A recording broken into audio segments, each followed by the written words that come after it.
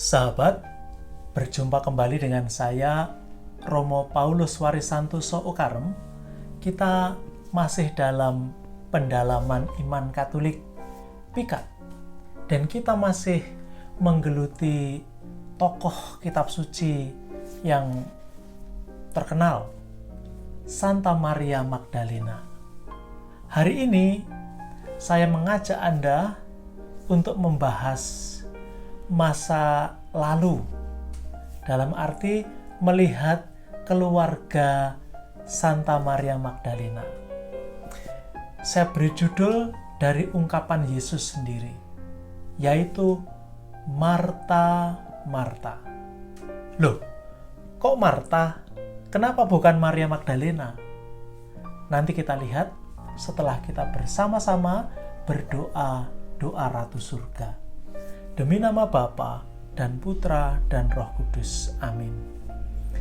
Ratu Surga, bersukacitalah, haleluya, sebab Ia yang sudi kau kandung, haleluya, telah bangkit seperti yang disabdakannya, haleluya. Doakanlah kami pada Allah, haleluya.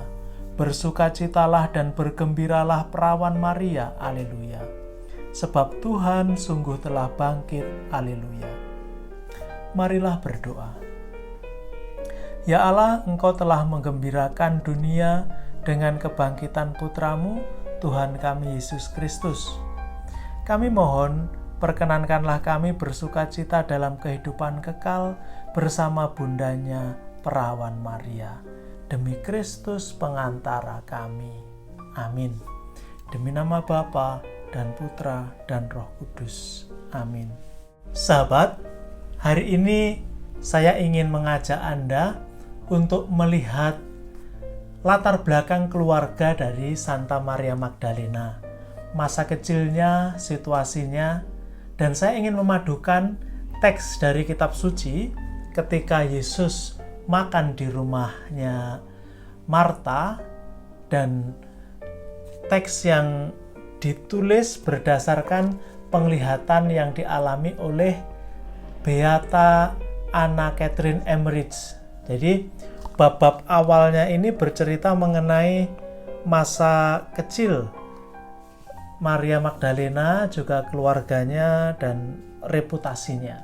Nah, pertama kita lihat dari kitab suci. Ceritanya Yesus makan di rumah Marta. Marta dikenal sebagai perempuan yang baik, ramah, dan dia mau menjamu tamu-tamunya dengan baik. Tipe-tipe seorang ibu rumah tangga yang cekatan. Dan dia punya saudari. Dalam Injil dikatakan Maria. Maria ini tidak sibuk bersama Marta melayani, tapi dia duduk dekat kaki Yesus, mendengarkan setiap cerita dari Yesus. Lalu Marta datang nyamperin, minta Yesus untuk menegur saudarinya. Masa saudarinya ini membiarkan aku bekerja sendiri, melayan sendiri? Itu komplainnya Marta. Lalu Yesus mengatakan, Marta, Marta, kamu menyibukkan diri dengan sesuatu yang gak penting. Saudarimu ini telah mengambil bagian yang penting dan yang tidak akan diambil daripadanya. Lalu orang menafsirkan bahwa Marta ini tipe pekerja. Dia melayani, dia banyak hal. Maria ini tipe pendoa, tenang, tidak melakukan banyak hal. Banyak hal lah, kita boleh menafsirkan macam-macam. Kita boleh menilai, Maria lebih baik, Marta kurang baik, atau Marta itu lebih cekatan, terserah.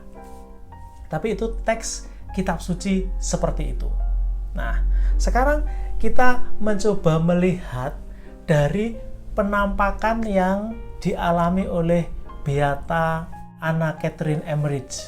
Nah, dia bercerita bahwa Yesus ini memang bersahabat dengan keluarganya Lazarus. Jadi Lazarus itu yang tertua. Kita selalu mengenal Lazarus, Marta, dan Maria. 3 ini yang dalam kitab suci disebut. Dan Maria Magdalena selalu terpisah dari mereka ini. Sekarang sebelum saya melanjutkan membahas, saya ingin menyadarkan Anda semua untuk melihat sosok penulis kitab suci. Jadi tokoh yang kita kenal yang menuliskan ini namanya Lukas. Lukas ini bukan saksi mata. Jadi Lukas ini dia menuliskan berdasarkan cerita. Kebetulan dia dulu sekretarisnya Paulus. Jadi dia bisa menulis, merumuskan. Jadi dia mengumpulkan berbagai bahan yang sudah ada, cerita-cerita. Nah, kalau mungkin Injil Lukas itu ditulis tahun 70, 80, sekitar itu ya. Kejadiannya sendiri kan sudah 30 tahun yang lalu. Dan Lukas bukan saksi mata. Maka dia mencoba menuliskan apa yang dikenal orang, diceritakan orang. Lalu dia cocokkan. Sumber dia mencocokkan adalah tulisan-tulisan yang lain. Yaitu tulisannya Markus pertama-tama. Kenapa Markus? Ya, dia yang pertama menulis. Markus ini sekretarisnya Petrus. Markus juga bukan saksi mata. Dia menulis semuanya berdasarkan cerita yang diberikan oleh Petrus. Lalu ada Matius. Matius juga menulis. Matius pun juga sebagian besar ngambil datanya dari Markus. Maka Matius, Markus, Lukas itu ada banyak kemiripan. Nah, maka harus dipahami di sini bahwa penulis itu bukan saksi mata. Dia mencoba merumuskan dari berbagai cerita yang muncul di tengah masyarakat, juga berdasarkan data-data yang bisa dia dapatkan. Jadi untuk memahami, loh kenapa kok ini hanya 3 disebutkan, Maria Magdalena tidak digabungkan, atau Maria yang duduk di kaki Yesus itu sebetulnya Maria siapa? Maria Magdalena atau Maria yang lain, atau hanya Maria, kita nggak tahu. Sekarang kita melihat dari cerita yang dialami oleh Beata Anna Catherine Emmerich. Sekali lagi, ini penglihatan, vision. Itu adalah anugerah yang diberikan oleh Tuhan kepada seseorang. Jadi ini boleh dikatakan pewahyuan pribadi. Latar belakang keluarga Lazarus. Lazarus disebut duluan karena dia yang paling tua. Lazarus ini memiliki 15 saudara dan saudari. Tapi 6 orang sudah meninggal, sisa 9. Tapi yang muncul pada zaman Yesus itu 4. Lazarus yang paling tua, Marta adiknya selisih 2 tahun, kemudian Maria si pendiam, dan Maria Magdalena. Jadi menurut penglihatan Beata Anna Emmerich ini, Maria Magdalena ini adalah anak bungsu dari keluarga ini. Jadi Lazarus ini anaknya dari Zerah, salah satu orang kaya di sana. Seperti orang kaya kebanyakan ya, mereka bersahabat dengan orang-orang besar. Maka nanti tidak mengherankan ya, kalau kemarin kan saya bercerita Maria Magdalena itu bersama dengan si Yohana. Yohana itu istrinya bendaharanya Herodes. Orang penting dari kerajaan itu. Mereka melayani Yesus dengan kekayaannya. Karena mereka juga orang kaya. Nah, kita kembali. Lazarus ini dikenal orang saleh. Orang yang sangat saleh, taat hukum begitu. Dan dia rupanya sudah lama mereka itu mengenal keluarga Yesus.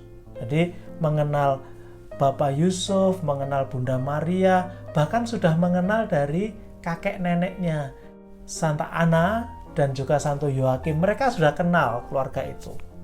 Nah, lalu Marta juga dikenal sebagai pribadi yang baik, saleh, cekatan, seperti yang diungkapkan dalam Injil. Seperti itulah adanya Marta. Lalu Maria si pendiam. Di antara saudari dan saudaranya cukup berbeda. Dia tidak pernah berkomunikasi. Dia kalau bersama dengan orang banyak gitu selalu diam. Nah, dia seperti memiliki dunianya sendiri. Suatu saat dalam perjumpaan dengan Yesus, menurut penglihatannya Beata Anna Emmerich, Yesus pun mengatakan bahwa jiwa Maria ini memang diciptakan bukan untuk di dunia ini, tapi untuk dunia yang akan datang. Digambarkan bahwa Maria si pendiam ini kalau sedang sendirian di kamarnya itu, dia bisa bernyanyi-nyanyi. Dia bisa berkomunikasi, mengajak berbicara bunga-bunga dan lain. Tapi kalau ada orang lain, dia langsung diam. Tidak berbicara sama sekali. Lalu yang bungsu, Maria Magdalena. Maria Magdalena sejak kecil sudah cantik, tinggi, menarik gitu. Sayangnya, ketika dia berusia 7 tahun, orang tua mereka meninggal. Artinya apa? Artinya Maria Magdalena kecil ini tidak mendapatkan cukup kasih sayang dari orang tuanya. Pengalaman waktu masih kecil bersama orang tuanya itu yang membekas yang ada. Bahwa dia sering dimanja. Jadi dia sering dimanja dengan sesuatu yang menyenangkan. Jadi memang tidak bisa dipungkiri karena ya dia anak bungsu, masih kecil, cantik, dibandingkan dengan kakak-kakaknya memang yang paling cantik, yang paling menarik, dan dia menyukai itu, menyukai menjadi pusat perhatian.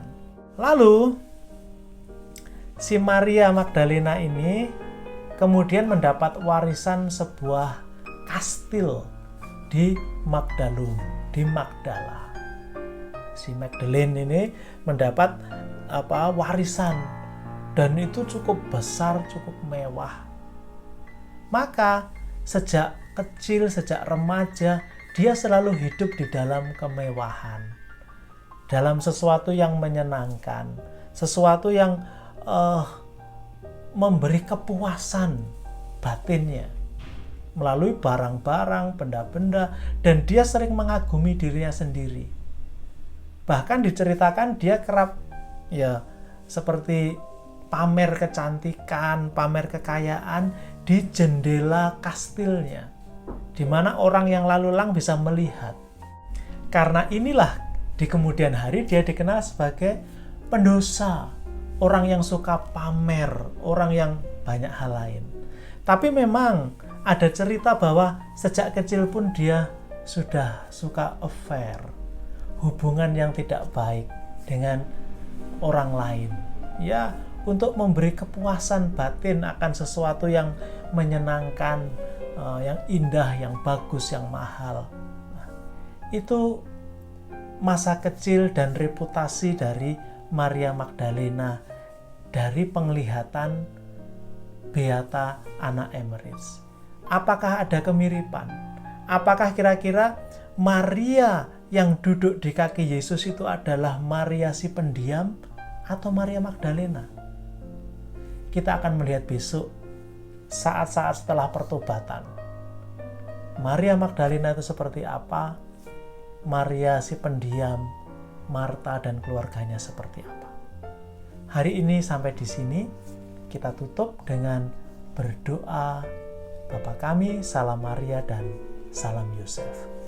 Demi nama Bapa dan Putra dan Roh Kudus. Amin. Bapa kami yang ada di surga, dimuliakanlah namamu, datanglah kerajaanmu, jadilah kehendak-mu di atas bumi seperti di dalam surga. Berilah kami rejeki pada hari ini, dan ampunilah kesalahan kami, seperti kami pun mengampuni yang bersalah kepada kami, dan janganlah masukkan kami ke dalam pencobaan, tetapi bebaskanlah kami dari yang jahat. Amin. Salam Maria, penuh rahmat, Tuhan sertamu, terpujilah engkau di antara wanita, dan terpujilah buah tubuhmu Yesus. Santa Maria Bunda Allah, doakanlah kami yang berdosa ini, sekarang dan waktu kami mati. Amin. Salam Yosef, pria yang tulus mempelai murni Maria, ayah Mesias keturunan Daud. Terpujilah engkau di antara pria, dan terpujilah Yesus Putra Allah yang dipercayakan kepadamu. Santo Yosef, pelindung gereja semesta, lindungilah keluarga-keluarga kami dalam damai dan rahmat ilahi, dan dampingilah kami pada waktu kami mati. Amin. Kemuliaan kepada Bapa dan Putra dan Roh Kudus, seperti pada permulaan, sekarang, selalu, dan sepanjang segala abad. Amin. Terpujilah nama Tuhan Yesus, Bunda Maria, serta Bapa Santo Yosef, sekarang dan selama-lamanya. Demi nama Bapa dan Putra dan Roh Kudus. Amin.